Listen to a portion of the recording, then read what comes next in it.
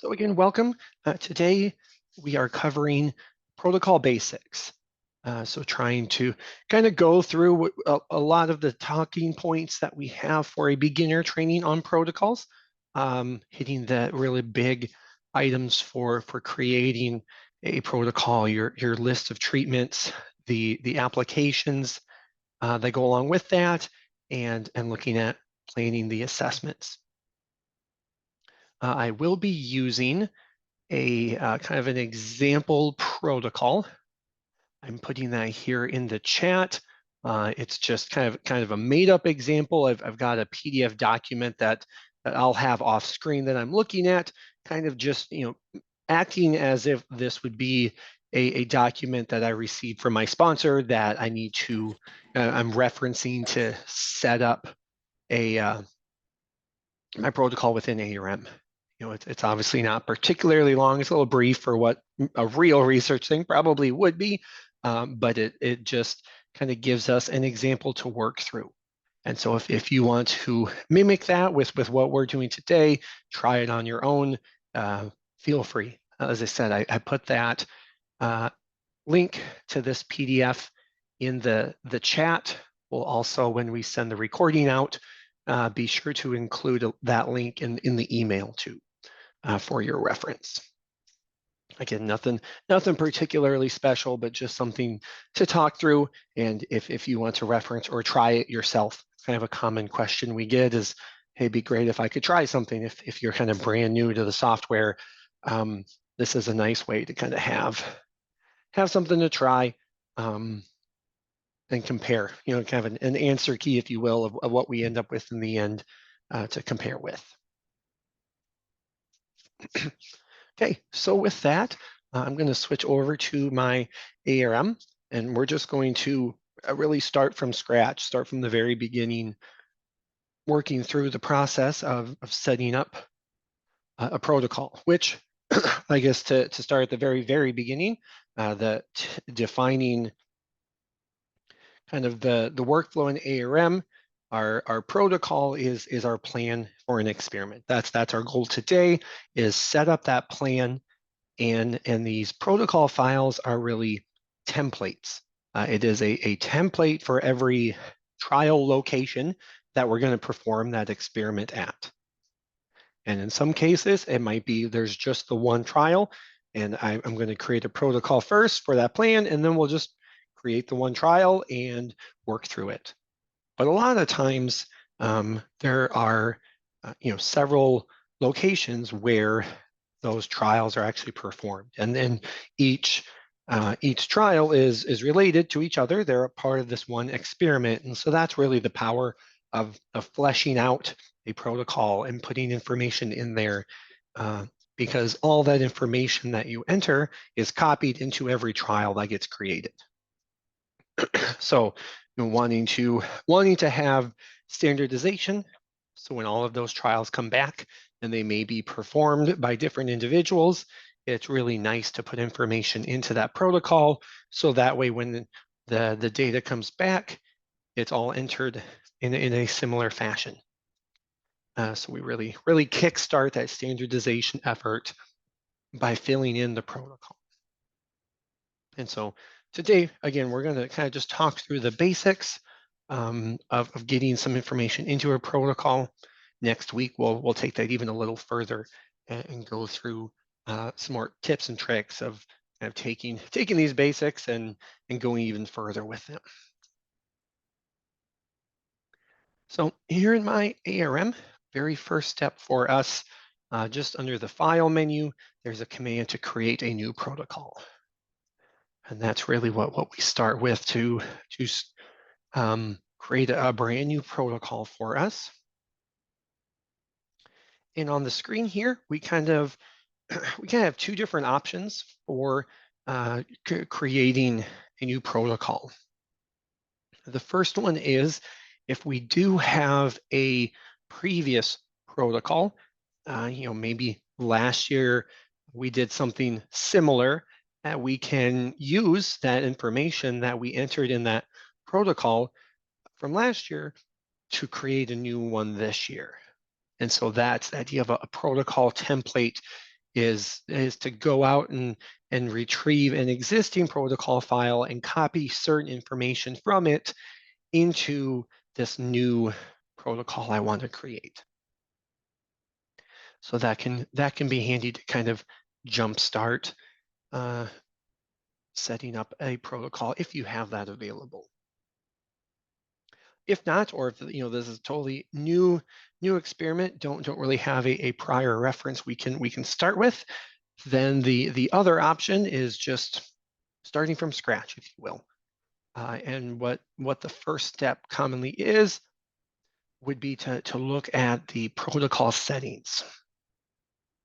And there is a full dialog here. If you click on the protocol settings, there's a lot of different sections of protocol settings.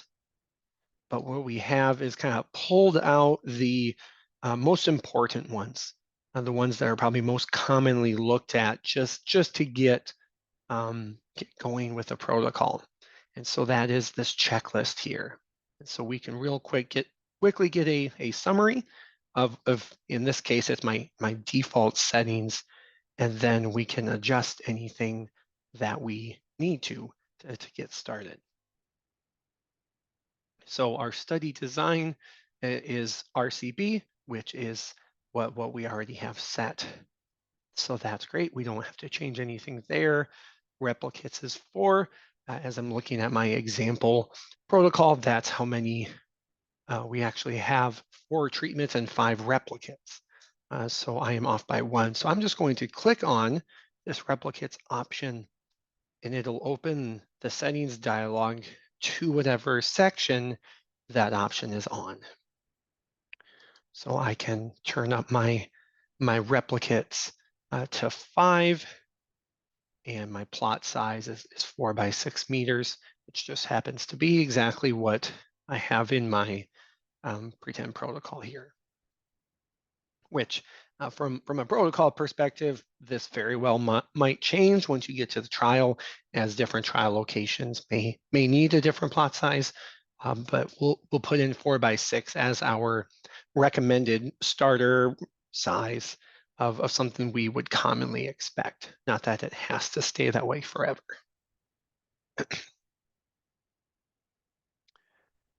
Then going to treatments, if we want to, here on the design tab, we can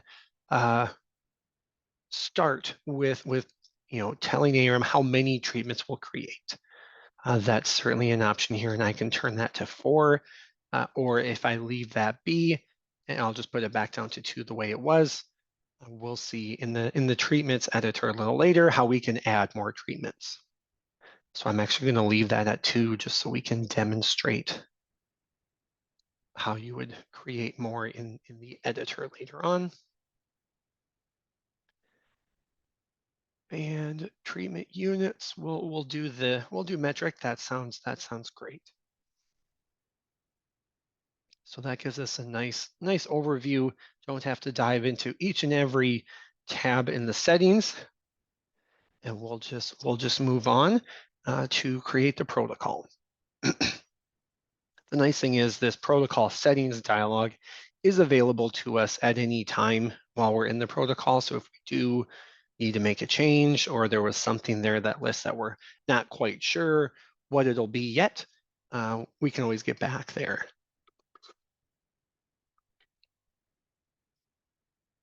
So now we are in a protocol. And over here on the left, I'll refer to the navigation bar. It gives us a nice overview of the different sections of a protocol.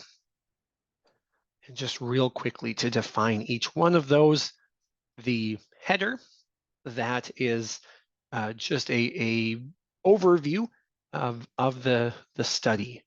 And so it has the title of the experiment, and your protocol ID, which I have in my document just as the tutorial from the 2020s. It's already filled in my trial year for me.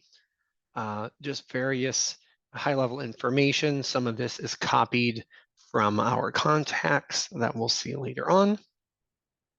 This information is also used on all ARM reports as the real top portion, the header of each report page, or at least the very first page in a report. We'll spend more time on the treatments editor. This will be where we plan out the treatments that we are studying.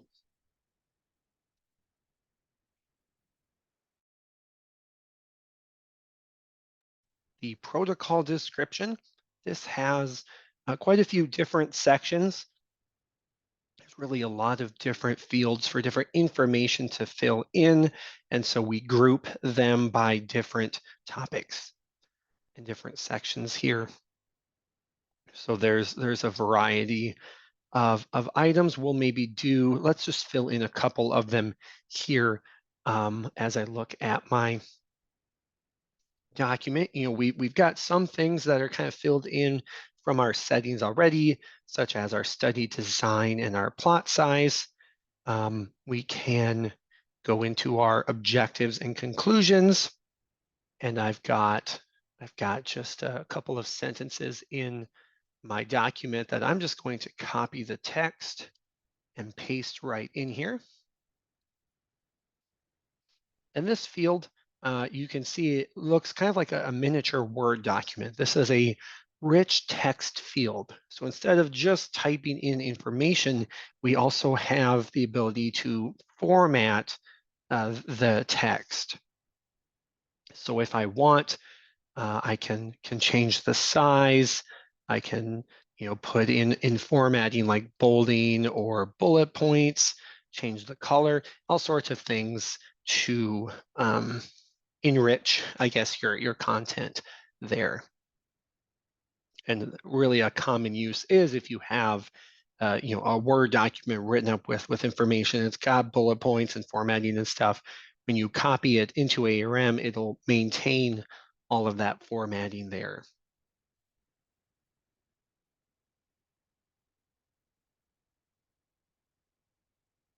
Section for contacts to fill in information about different individuals. Crop description. In our case, our crop is soybean, so maybe we'll fill that in here quick. What we have in the variety of fields here, this first box, there's a little drop-down button, and that is the way we can look to see a list of valid pieces of information to fill in. And this very first one is just a very simple type to know what type of crop we have, whether it's a EPO species or if it's a non-taxonomic crop. So of course I'm doing a regular crop, if you will. And now this next box is the actual crop code. And a lot of these lists will have kind of two different components to them. Under the display all, this would be the master list, is what we call this.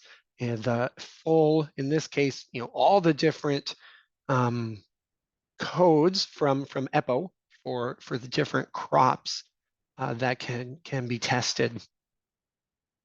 And obviously, in this case, there are a lot of them. So we recommend using the favorites list. So when you find one that you use, and in this case, here's my soybean that I want to utilize here, then there is, if I haven't already added it, I'll go down one. There's a little add to favorites button. And by adding it to your favorites, you get this little checkbox, and it'll be in this much shorter list of ones you commonly use. So that can be a great time saver, so you're not constantly searching through these very long lists every single time for every field. Once you use one that's common, then add that to your favorites. So instead of this big list of searching, you simply toggle to your favorites. It's much easier to find what you're looking for. So there I'll choose the soybean, and it actually fills in the code and the scientific and common name as well. And we could repeat with our pest description, kind of doing the same process. In this case, we're dealing with a weed, the Palmer amaranth. So if I bring up this list, I'll show real quick a way to kind of deal with this very long list instead of just having to scroll. If you know the code itself, you can certainly type it in, and it'll move down the list to the value as you type. Or if you want to search, you can either do a right click in whatever column you want to search, and do a filter for, or you can use this box down here to type in.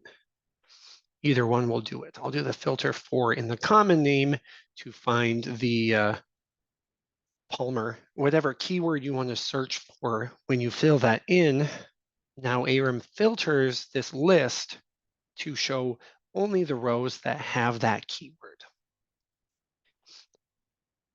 So this gives me a much smaller list, and there it's easy to find that Palmer amaranth, in this case, that I'm looking for.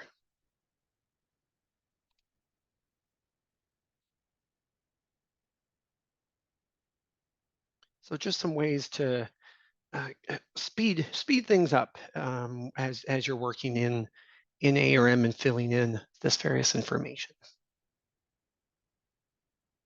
And we'll come back here to the application, spend a little time here a little later as we talk about that. I think that's a pretty good job of these different sections. The next editor to look at is the assessment data. Obviously, in a protocol, when we're just planning things out, we don't have the actual data. That'll be in the trial file that we create from the plan, as it's the actual realization of that plan at a certain location. But we can describe assessments that we plan to take, that we want to have performed in the trials. And again, we'll spend a little time on that as we move along. So we'll come back. There's also a section for scheduling tasks. We won't have time for that today. Probably will be a webinar next month, though, actually, to talk through really that both of these, the tasks and the calendar, are related to each other, a way to fill in the variety of jobs or tasks that have to be performed in the trial. Scheduling that out is a nice feature. There's a section for attachments, which is simply just linking from this protocol, linking to another file as a reference. It could be that very PDF that I'm referencing, that protocol file that I'm using to fill in this protocol. It could be any other variety of documents that you might need in a protocol. I guess I don't have a lot of ideas of what that might be. Maybe more commonly in trials, you might have other documents, things that you'd want to attach as a link. They're not embedded in the file. Protocol settings, we have seen this once before, but this is a way to get back there and edit any of those settings there through that settings option. And then last but not least, study rules, which I'd love to cover today. I'm not sure if we'll have time. If we don't, for sure that'll be, we'll definitely spend time next week, as that's a great way to level up the power of a protocol, but is not maybe strictly needed to get one off the ground, if you will.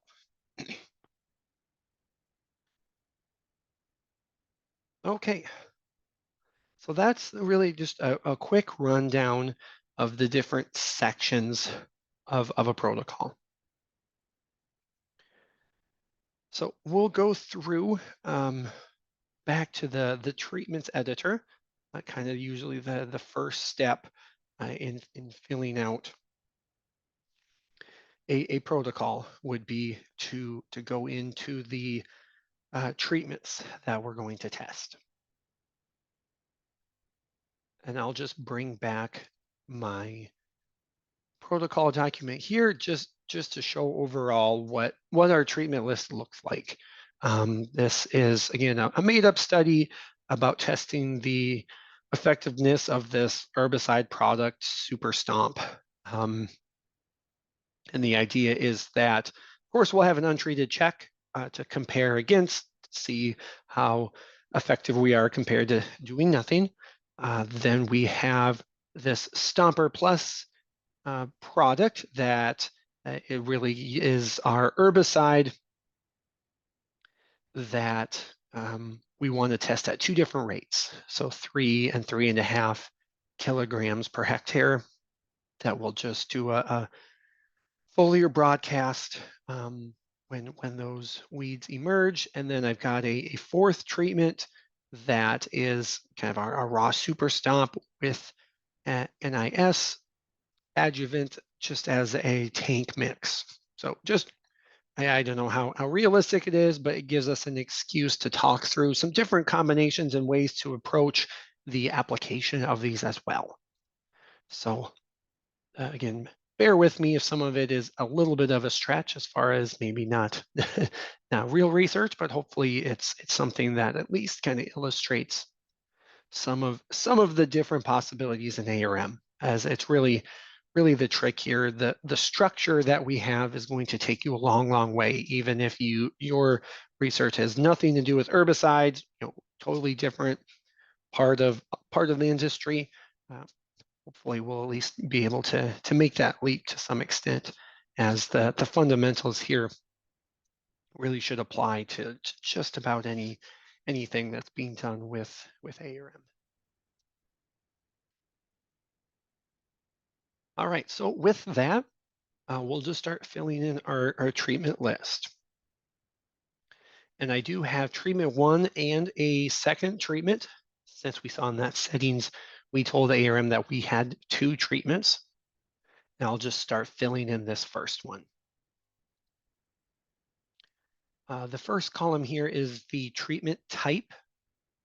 So this is a way for ARM to separate into different groups the different products that you may be filling in.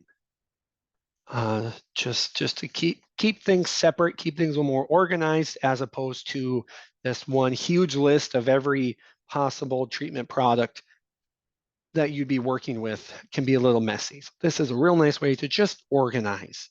There's not a whole lot more to the type than that. In this first case, it is an untreated check. So it's kind of not even a treatment in some ways. And so we have the check or untreated as our type. And so for the treatment name, kind of whatever you might want to call it, untreated check, UTC, whatever terminology you may use. And now we've got all of this information about formulation and rate. In this case, it doesn't apply at all. Really simple to get this untreated check filled in. So let's move to our second treatment. We'll actually have kind of something interesting to fill in. As we said, we're doing a pretend herbicide. And so I've got Stomper Plus is the name of my product. I'm just going to go through kind of quickly. 480 is my formulation. So here in my formulation unit, I do want to utilize the list here. If ARM is going to use our formulation in product calculations, I need to pick from this list. Otherwise, it's not going to know what it is and how to convert. There is a lot of calculation ability in ARM to convert between different units and still give us the right amount of product that we would need to measure to go make that application and things like that.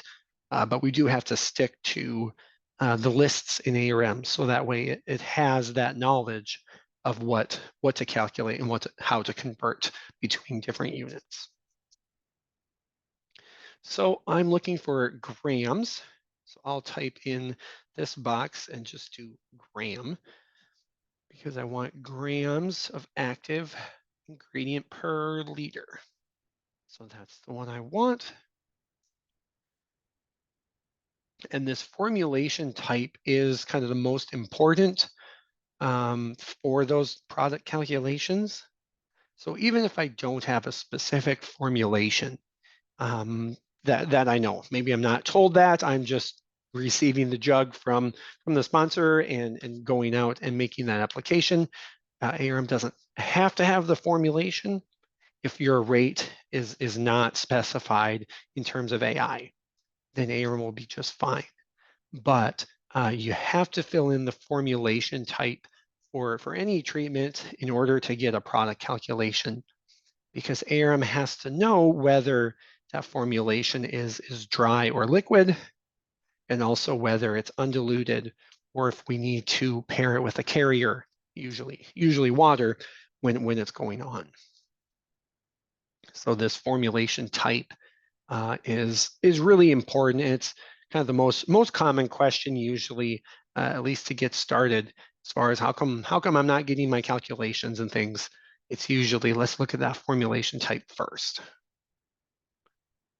So I just typed in EC because I know that that's my SART code for this type of product. It's emulsifiable concentrate. And then we'll move along to the rate. I'm going to apply this product at 3 kilograms of active ingredient per hectare. So once again, I'm just going to use this list, and let's just go for a kilogram. See if that helps us. Kilograms active ingredient per hectare.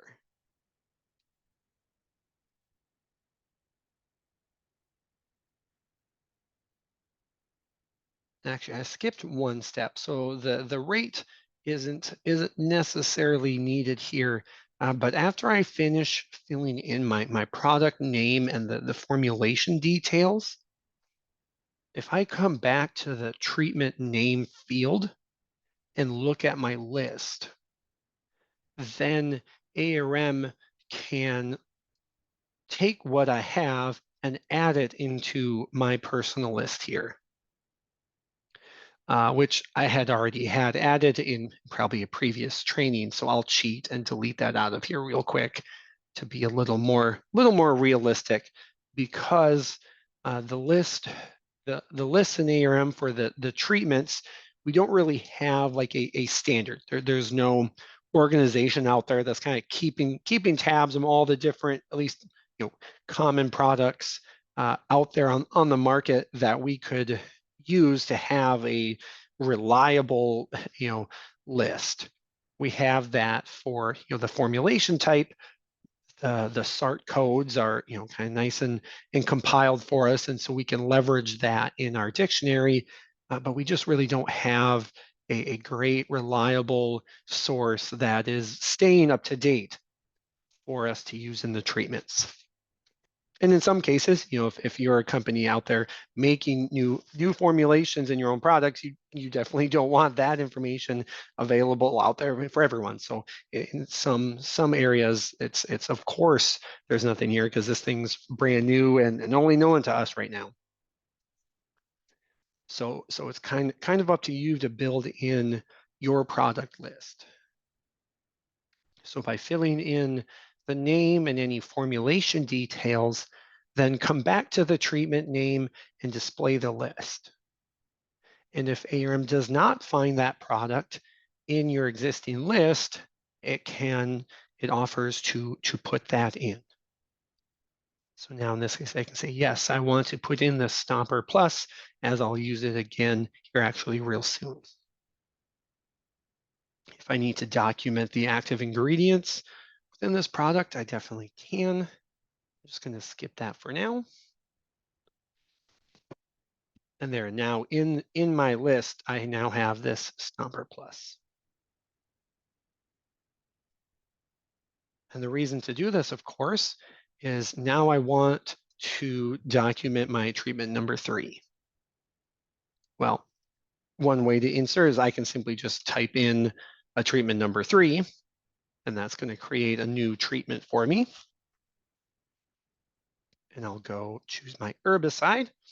Now, instead of having to type in all that information again, I can simply bring up my list. I'll just type in STO on my keyboard, and it will bring me right down to that section of the list where I have my Stomper Plus. So now I'm already most of the way done. And maybe I'll just copy and paste that right down since it's the same unit.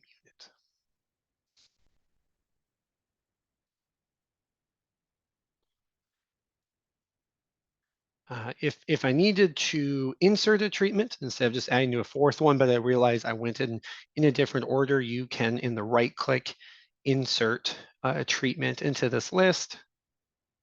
I'm just going to keep writing down and go to number 4.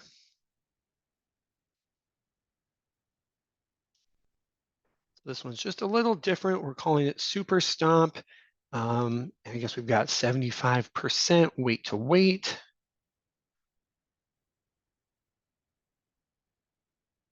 And looks like I've got DF. If you start typing in because you kind of know the code, then you can make sure that it is the right one. And there we go. Yeah, I'm just kind of going quickly here to find grams. Grams active per hectare in this case, grams AI. So you kind of want to watch.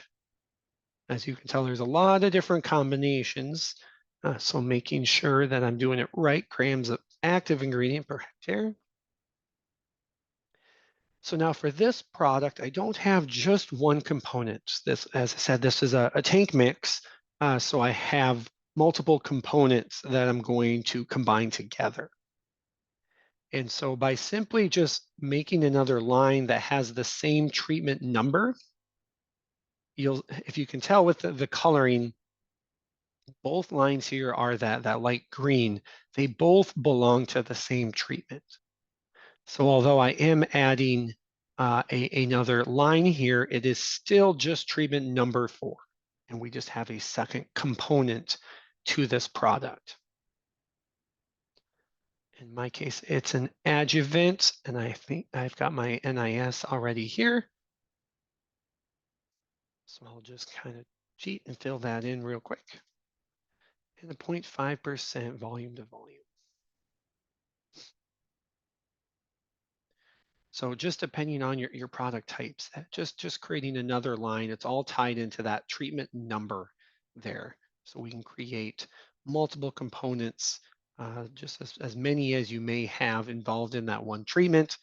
In this case, it's a tank mix, so they're going on at the same time.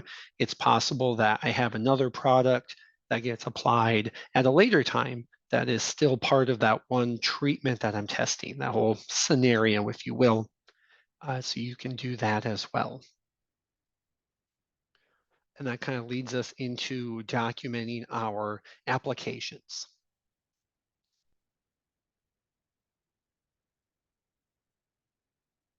Let me bring our document over here again, just to show that our plan is to make 2 applications of those treatments. And we're going to do that once at weed emergence, and then 3 weeks after that as well. And we've got this scenario where that one treatment is a tank mix, and so we have a different spray volume, kind of a different setup equipment-wise for us when we make that application, or when we apply that treatment as opposed to the other 2.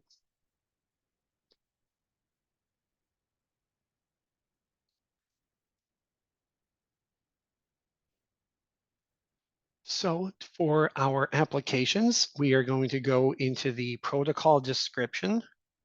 There's this application section. So for each application event that you would go out to apply at least one at least one treatment. As I said, depending on your timing, you might not apply all treatments all at the same time, but any event where there is at least one treatment that gets applied in the trial, that needs a application code. In ARM, we call each of these application events, we tie them to a letter. So the first event would be application A, the second event would be application B, etc. We use letters just so that way it's not confusing. Application 1 versus treatment 1. Make it real clear, totally different system since they are somewhat related and you refer to them back and forth.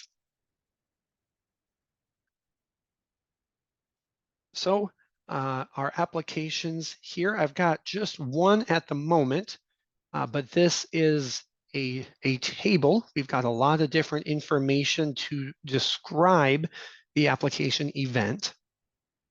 And then this table can grow depending on how many events that will occur. So we call these repeating sections.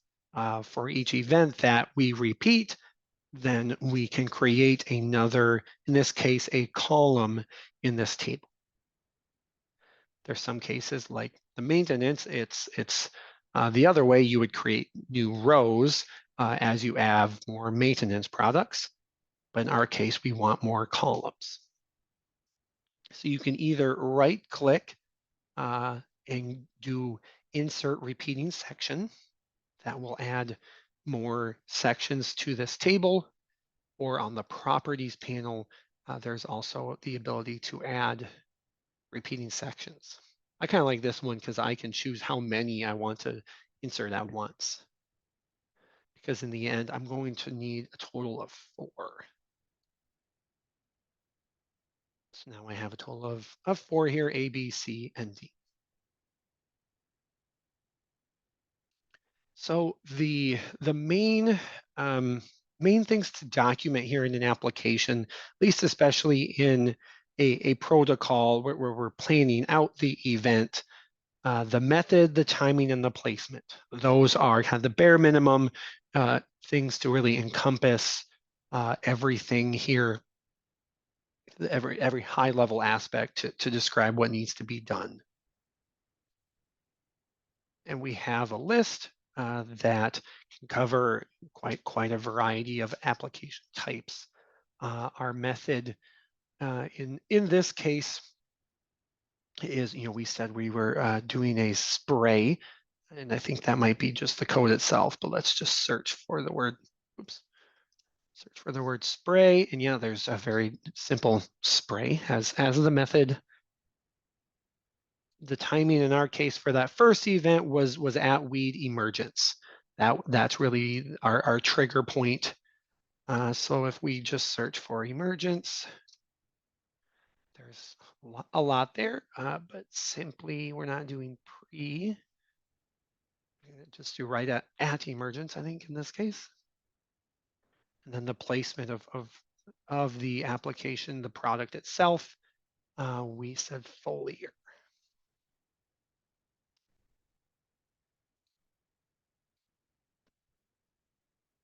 So that's going to be kind of our core here.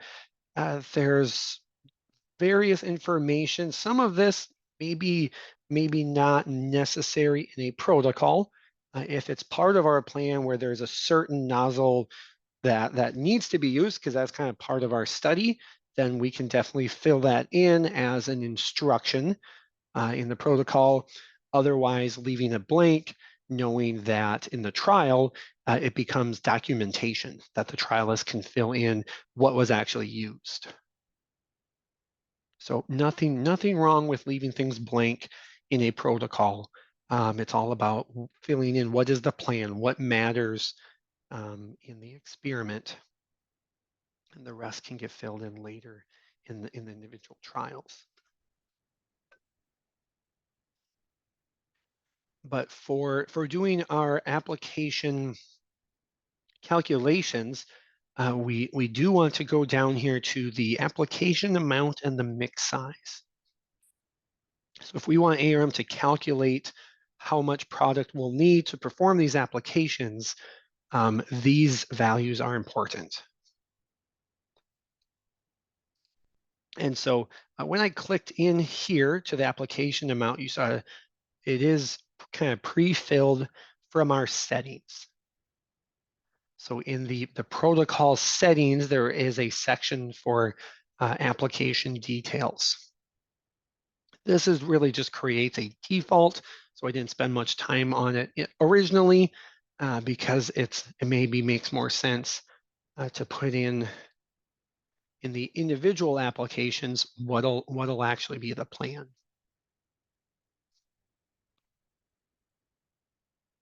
So as luck would have it, though, actually that's my plan here. Is this the planned spray volume is 200 liters per hectare. And then what I can do for my mix size is there's a little tool icon here.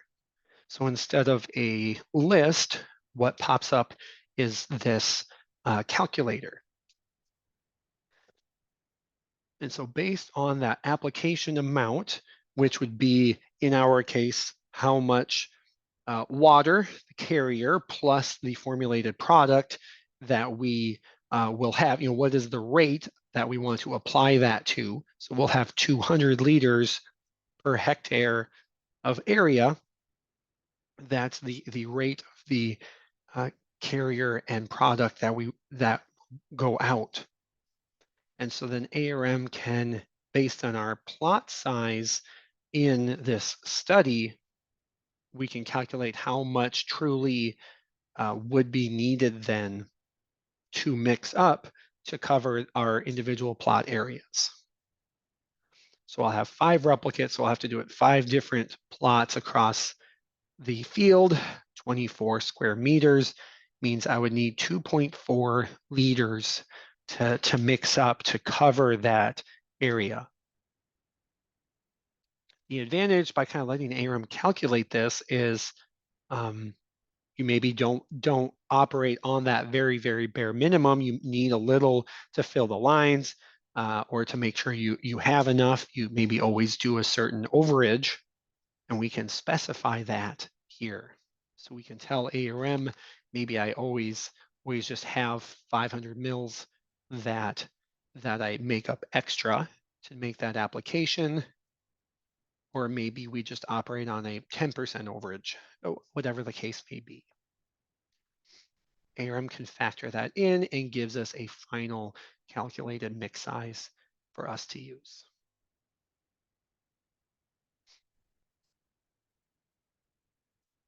So that allows us to document here the mix size and the application amount.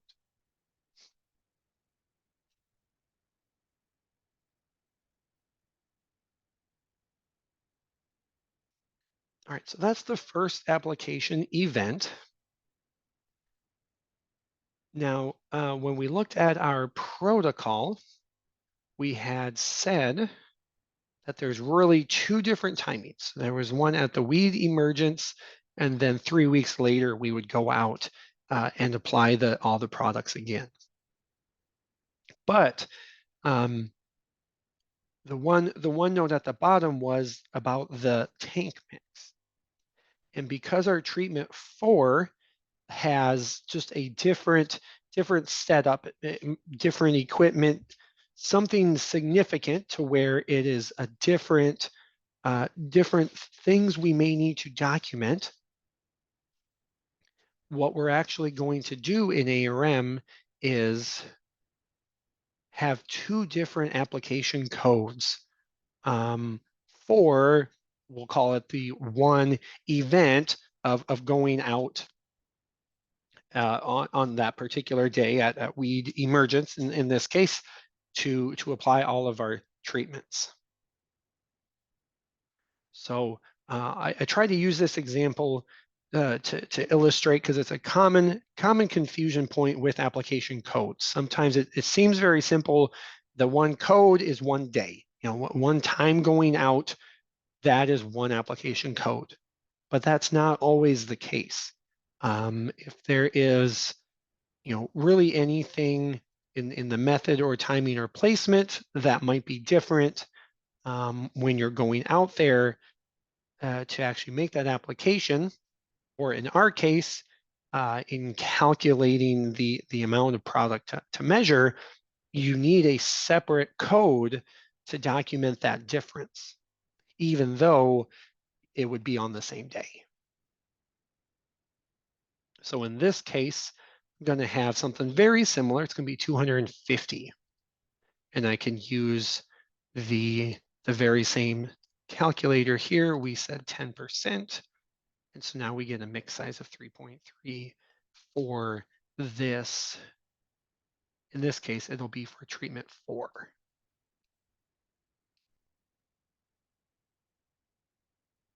And then we can kind of repeat the same thing for C and D. This will be that second event. So the timing will be different here.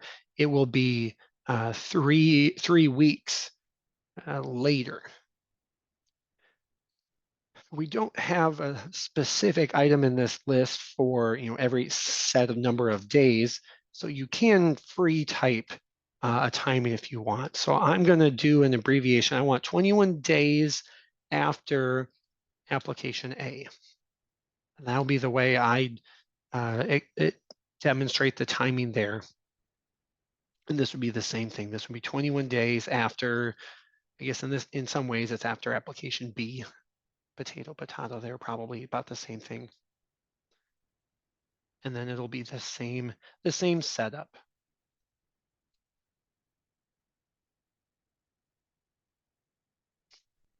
So once we've described our applications, we go back to the treatment list because we need to link the particular treatments or their components to those application events. And that is done in the application code column. So A and C were the events where we had the 200, kind of the regular application, if you will, and then it was treatment number 4 that we created that separate B and D. So I just simply type in that code, the letter corresponding to that event that we planned out in the other section. And in this case, I'm going to do that for both components because both of them are applied together. And so this linkage is important to match up that product with that event in the protocol description.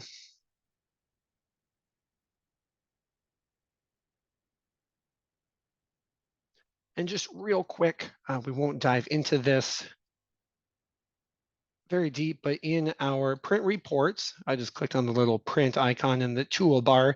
There is a report if you wanted to see the product calculations, as I keep kind of referring to those. And this spray seeding plan, I'll just preview real quick on the screen, gives us our treatment list and calculates how much we need to measure based on all of that information we just entered in. We'll spend more time on that in kind of a future webinar when we dive into applications, kind of more on the trial side as you talk about how to actually go out and perform that. But it's important to get this set up here in the protocol so that way the treatments that we're testing are filled in, because especially if you're doing this study in more than one location, you really want all of this described the same way. If we just pass along that Word document that we keep referencing, hand that off to 3 different trialists to go out and do that study, you're going to get 3 different ways maybe to have filled that in. So you want to put that control back in the person planning and performing that experiment. Let's get it all standard and filled in the protocol, so then all of our trial files will have that same setup. That'll make it a lot easier to summarize later.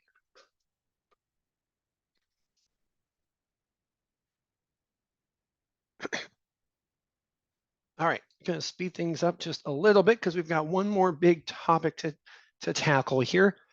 A little less time intensive though in general. Those treatments and applications are the big one in a protocol. But as I hinted at before, here in the assessment data, we do have the ability to describe important assessments that need to happen in the study. And again, fits right into the standardization goal, where if we just tell a trialist to go and perform these 3 actions and take data, they're going to describe it slightly different. If they're all using ARM, they'll send you trials that have it in a different order, have it entered in differently, and software really struggles in trying to combine that data again when it's not described the same. So that's really the power here, and the reason to come in here is to fill in the assessment description so it's the same in every trial.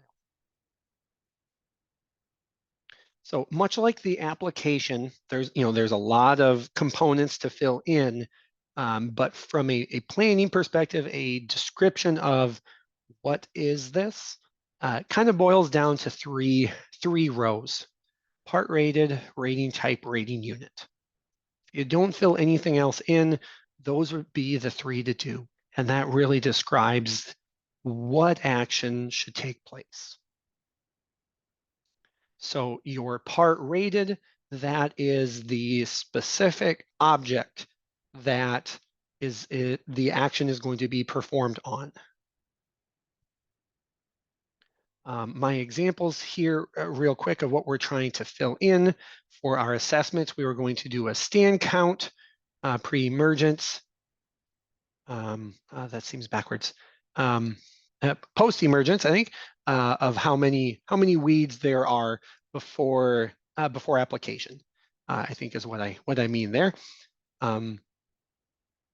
So we want to count out the weeds. So the part rated would just be the overall plant. We're just counting the entirety of the plant.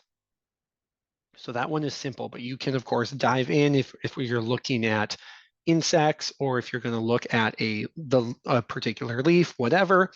What specific object are you looking at? And then you define whether it's the crop or the pest that you're referring to. Since we said plant, it could be the crop itself, but no, in this case, it's the pest because we're looking at the weeds. How many weeds are there? The rating type is the action. That is the what that is being performed. And in this case, it would be count. We are counting. And we have just a very generic count, but there are also some other more specific counts if you want. So this is kind of where there's a few that maybe are technically correct, and so it is a matter of choosing and wanting to standardize. And I've got a count of plant emergence, specifically kind of what we're targeting here with a stand count. So maybe I'll choose that one. And the rating unit, that would be whatever unit of measure you're using to perform that measurement. For a count, it's just a number, if you will. And actually, we have a rating unit that is called number, just specifically for that situation. So that's the bare minimum to fill in. Depending on how complicated your assessment is, there is a sample size and kind of a variety of fields to help define your sampling system. So sometimes if you're doing subsamples, you want to describe how that's done. Under the help menu, we have a list of reference documents, and there is one on describing your subsamples. That can be really helpful because, frankly, the definition of some of these fields, there's a sample size and a collection basis.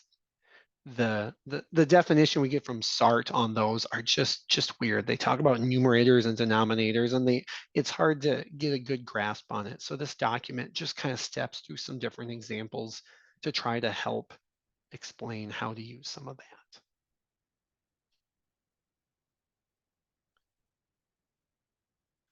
So we'll leave the rest of this blank. A lot of this does matter more as documentation when the trial is actually done. I guess we should probably fill in this case, since we're counting the pests, then we should fill in the pest. And so maybe I'll do that real quickly here. That should be our Palmer amaranth.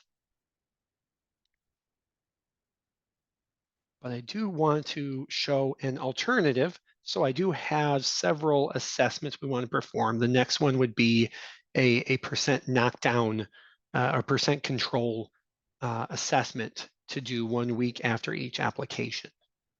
So I could fill this in myself, but we do have some assessment templates, if you will. And those are called SEs, short for standard evaluations. So in the protocol description, there's a tab called SE definitions. And this is where you can plan out those assessment templates. So go into the SE name, and there's a list associated here.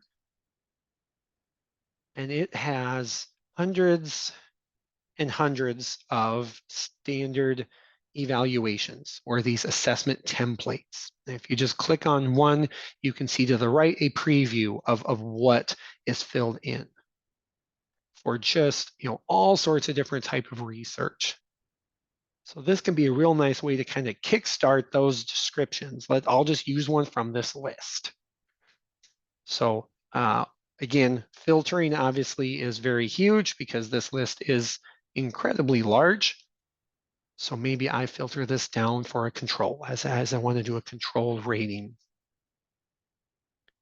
I'm going to cheat. I've kind of looked through this list before, so I know that this W003 is about right. Nice and simple. It's just a control, ends up being my rating type as a percent. So when I select that, that just puts in this template as a plan for the protocol. And I can definitely leave it here for the trialist to do this step, but I'll show it here because I can also do it in the protocol. Then when you're going to create a new assessment, I need the SE name visible. And the list here on the assessment tab is just what I filled in the definitions.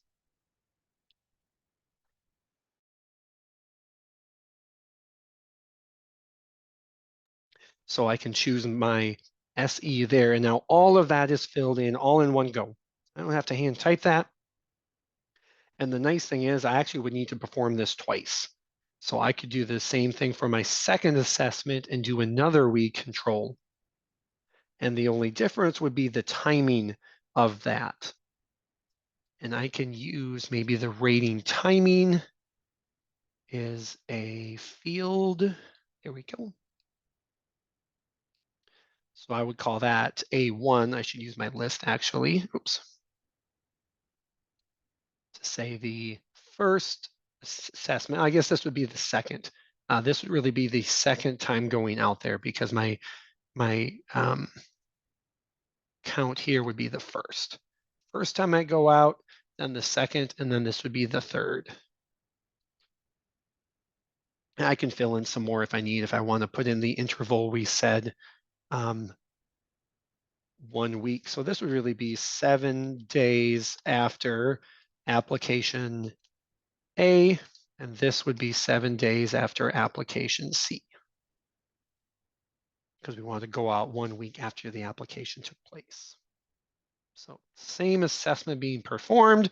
Let's put in the timing to explain when that should occur. And again, the goal is fill this in so that way every trial that is performed with this protocol has that same description that is used to fill in the data, even though obviously the data will all be different. Okay, so I've ran a couple minutes past. Thanks for those still kind of sticking around. Did run out of time as I predicted, but if you do have questions, feel free to reach out. We will be building on from this example next week, as I said, on a little more advanced look at protocols, some tips, tricks, ways to really take your protocols to the next level. So thanks all for your participation, and hopefully we'll maybe see you next week as well.